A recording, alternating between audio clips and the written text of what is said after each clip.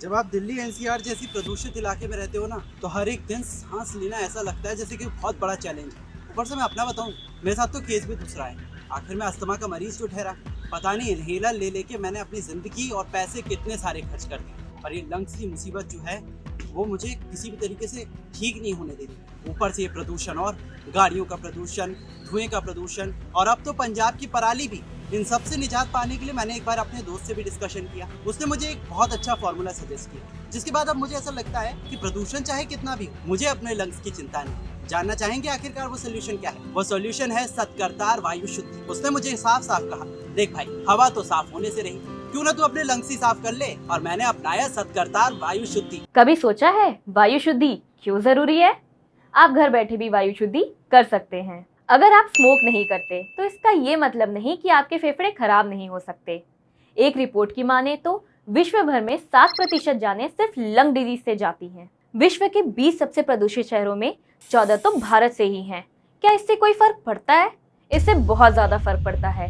एक रिपोर्ट की माने तो 50% बच्चों में लंग्स का विकास पूरी तरीके से नहीं हो पाता। इसकी वजह है प्रदूषित हवा में सांस लेना, जिसकी वजह से उन्हें आगे चलकर ब्रोंकाइटिस, अस्थमा जैसी अन्य बीमारियां होती हैं। हर साल 40 लाख से भी ज्यादा लोग अपनी जान लंग डिजीज से गंवा देते हैं, खासतौर पे ठंड में, जब एयर का प्योरिफिकेशन सिस्टम खुद बहुत स्लो हो जाता है।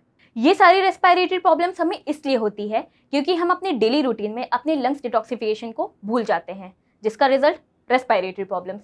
इसका इंतजार करने से बेहतर है क्यों ना हम अपने लंग्स का डिटॉक्सिफिकेशन खुद ही करें। नमस्ते, मैं डॉक्टर मानसी, आयुर्वेदा एक्सपर्ट, आपको सजेस्ट कर रही हूँ वायु शुद्धि, क्योंकि वायु शुद्धि मदद करता है फेफड़ों को प्रदूषण से बचाने में, उसकी सूजन को कम करने में, साथ ही सेल्स की इम्यून को बढ़ाने में, ताकि भविष्य में टॉक्सिन्स और पोल्यूशन से हो रही बीमारियों से फेफड़ों को बचाया जा सके। वायु शुद्धि में मौजूद चुकंदर का रस, संतरे का रस इसके हार्मफुल टॉक्सिन्स को खत्म करता है।